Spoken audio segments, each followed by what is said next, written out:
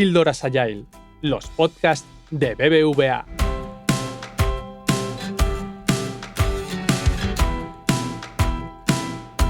Hola, somos Juan Antonio Ochoa y Ana Isabel Díaz y somos Agile Coaches en la disciplina Agile España en BBVA.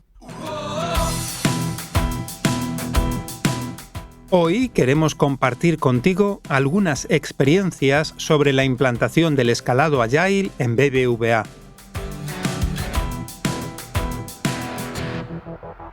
Juan Antonio y yo comenzamos juntos hace tiempo a introducir prácticas de escalado.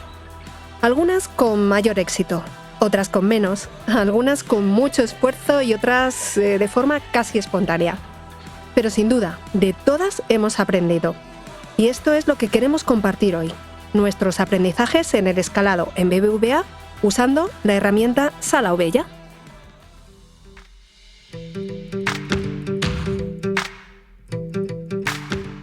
Así es, Ana.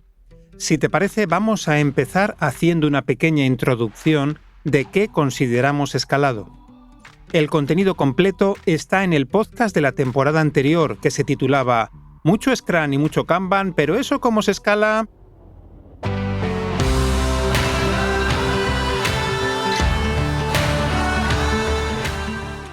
Empezamos entonces. ¿Qué es escalar en Agile? Escalar en Agile consiste en visualizar el trabajo y las dependencias, el día a día y los proyectos, los impedimentos y las entregas, los resultados y la aportación de valor, visualizar todo esto desde la visión de equipo hasta la visión general de toda la organización, lo que se llama visión de sistema. Hacer escalado Agile es hacer Agile de forma agregada, en un sistema realmente complejo como es una empresa. Efectivamente, escalar es todo lo que has comentado. Y para conseguir ese escalado en una organización es fundamental un gobierno, en el que esté definida de forma muy clara y muy sencilla la forma de relacionarse las diferentes áreas y los diferentes niveles de una organización, desde un punto de vista de la relación horizontal y vertical. ¿Qué es esto? Las relaciones de un área dentro de la organización pueden ser verticales, hacia arriba o hacia abajo, con entidades o áreas de mayor o menor categoría jerárquica. Y sus relaciones también pueden ser horizontales, hacia los lados, con otras unidades de la misma categoría.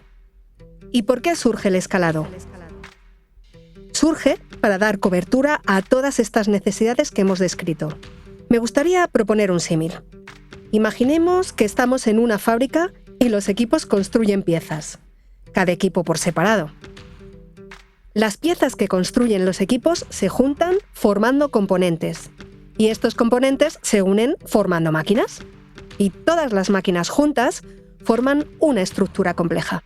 Pues este símil podría aplicarse a cualquier organización, independientemente de a qué se dedique. Volvamos a la pregunta ¿y por qué surge el escalado? El escalado en una organización surge por necesidad, dentro de la evolución de los propios equipos. Los equipos hacen lo que tienen que hacer, están mejorando su velocidad, entregando con calidad y se relacionan con otros equipos que están entregando piezas que se relacionan a su vez con las suyas. Los equipos que hacen estas piezas se sincronizan en programas y escalan en programas, o en el símil de la fábrica, juntarían sus piezas en componentes y para ello necesitan coordinarse, ponerse de acuerdo, alinearse, comunicar, compartir, entenderse. A su vez, tienen la necesidad de ver el conjunto de la maquinaria en el que están sus piezas agrupadas. Y por ello, escalan en portfolios. El portfolio es el equipo responsable de esos proyectos en los que están involucradas esas maquinarias. Y por último, todas las maquinarias, es decir, todos los portfolios, tienen la necesidad de ver la estructura completa, y por ello los portfolios escalan a la dirección de la organización. Y esta es la visión completa del escalado de una organización compleja. Y Juan Antonio, ¿por qué es útil hacer escalado? En las organizaciones, sobre todo si son medianas o grandes, es útil hacer escalado principalmente porque el escalado facilita alinear estrategia y ejecución. Esto es, facilita ver y comprender todo lo que sucede en la organización desde que se marca la estrategia de la empresa para conseguir los objetivos, se definen los planes a ejecutar bajo cada una de las líneas estratégicas, hasta que se entrega y se mide el resultado, el valor aportado por las entregas. El escalado permite disponer de una visión agregada, completa, del valor que aportan las entregas que se realizan, lo que aporta cada entrega, su impacto, sus KPIs a nivel de organización. El escalado permite asegurar que en la organización el día a día y los proyectos están alineados, la ejecución as usual y los nuevos productos, todo encaja, todo se complementa. El escalado facilita comunicar con transparencia bloqueos presentes o riesgos futuros que impiden o pueden impedir una entrega esperada o comprometida. Y por último, el escalado es un punto común de aprendizaje sobre hechos, sobre entregas que no han resultado como se esperaba y, por supuesto, también sobre las entregas que sí han dado el beneficio que se esperaba.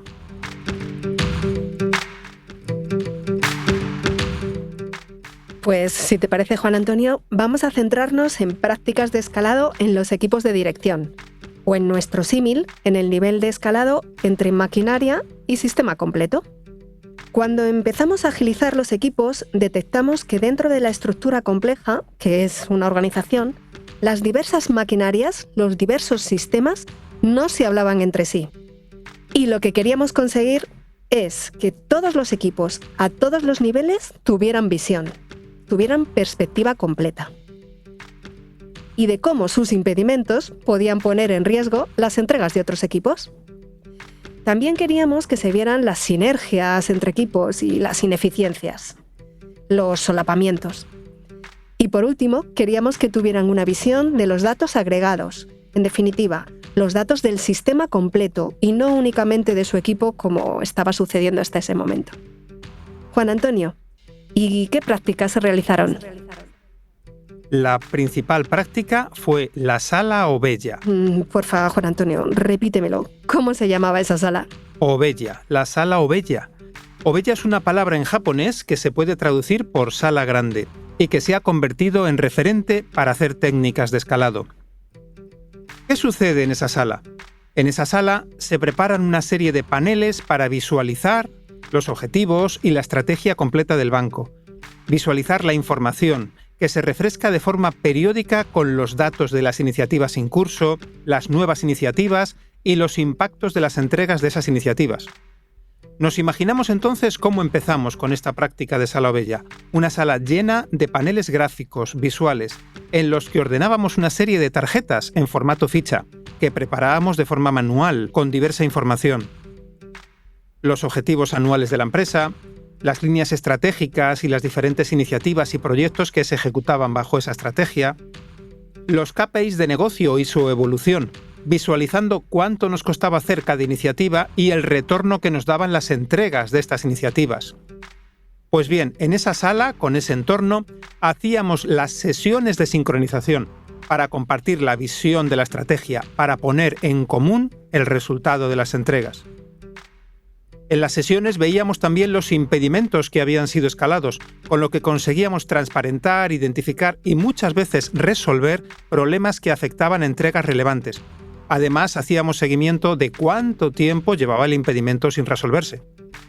Y también incluíamos otros asuntos de interés, asuntos emergentes, avances sobre posibles normativos, análisis de la competencia. La sala Obeya era pública, los tableros se mantenían presentes en la sala para ir celebrando las sesiones de visualización de entregas y de impedimentos a las que asistían todos los jefes de las diferentes áreas en función del nivel de escalado en el que nos encontrábamos. ¿Qué nos fue bien al implantar la sala Obeya? En los comienzos contamos con la sponsorización directa del comité de dirección de la empresa.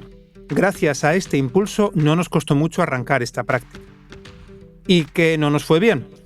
Pues preparar los tableros y las tarjetas, las fichas para los paneles físicos de la sala Obeya no fue bien, porque requería mucho trabajo manual. Pusimos en marcha varias iniciativas para automatizar el trabajo manual de generación de las fichas y ahora ya no las usamos. Además, agregar los datos a nivel organizacional no es nada fácil de conseguir y tampoco era nada fácil presentar los datos de forma homogénea. El coste de obtener los datos para la sesión era mayor que el beneficio que se obtenía al visualizarlos en esas sesiones. ¿Y qué impactos esperábamos conseguir y no se consiguieron?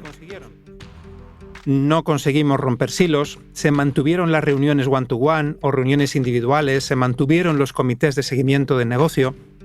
No se logró hacer un buen seguimiento de KPIs en las sesiones por la dificultad comentada de agregar los datos. No se hacía una presentación de entregas del business as usual, del día a día. Se presentaban solo los proyectos más relevantes, por limitación del tiempo en la agenda y porque el día a día no suele ser tan atractivo como los grandes proyectos. Un ejemplo de esto. Generar la nómina es muy importante. Es algo que se hace y se hace bien todos los meses. La entrega de generar la nómina no resulta relevante para escalar en una sala o vella. Así es. Y al final, como el día a día no brilla tanto como un gran proyecto, pues no se hablaba de ello en las salas o vellas. Juan Antonio, ahora me gustaría comentar algunos cambios que se han ido introduciendo para ir resolviendo estas situaciones.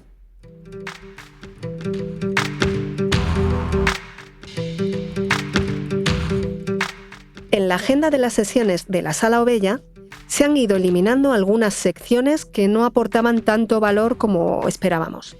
Por ejemplo, el análisis de la competencia o la visualización de la inversión y el gasto. En la dinámica actual no hay turnos rígidos para cada interviniente, sino que en el turno de palabra se sigue cada una de las líneas estratégicas. Es decir, el protagonista es la estrategia. Son los entregables de cada eje estratégico, no el head que los está presentando. Se ha creado una sesión ad hoc para ver el impacto de los KPIs de aquellas iniciativas relevantes y con historia suficiente como para ver el impacto producido y aprender de las mismas. Es la sesión que denominamos Impact Room. Se suprimieron los tableros físicos, completando en una herramienta digital solo aquellas fichas que se van a compartir en la sesión. El trabajo manual se ha reducido al mínimo y de esta forma hemos convertido la sala o vella en una sala o vella digital. Y estos han sido los cambios más significativos implantados hasta ahora. Continuamos. Y vamos a responder a una pregunta interesante. ¿Qué impacto sí hemos conseguido con las salas o vellas? Pues hemos conseguido muchas cosas y muy importantes. Me gustaría destacar como ejemplos visualizar las entregas de la organización de forma conjunta. Todas las personas en la sala se sincronizan en la sesión y conocen de primera mano las entregas más relevantes que se realizan y pueden resolver dudas en el momento. Se identifican sinergias, se comparten y se identifican oportunidades, se comparten aprendizajes y dificultades.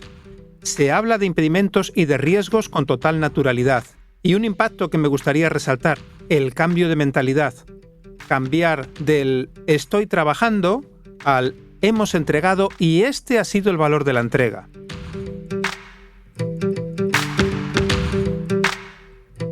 Ana, para finalizar el podcast de hoy, ¿te gustaría compartir alguna posible evolución más significativa que ya vamos vislumbrando en el horizonte?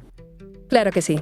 Dentro de las posibles evoluciones está la línea de generación de organizaciones virtuales autónomas y con todas las capacidades necesarias, tanto financieras como de personas, de conocimiento, etc.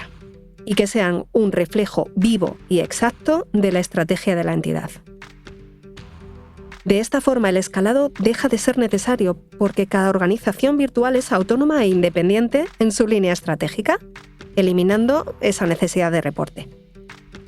La sincronización de las entregas de cada organización virtual se convierte en sí misma en un seguimiento natural de la estrategia de toda la organización.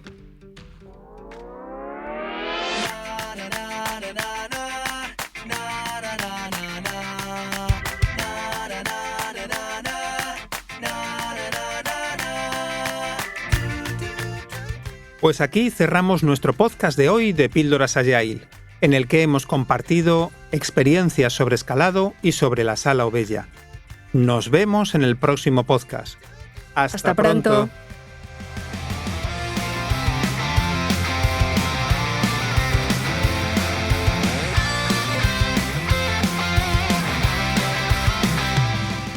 Y como siempre decimos los coaches de la disciplina Agile España de BBVA, todas y todos somos parte del cambio. Todas y todos somos parte del cambio.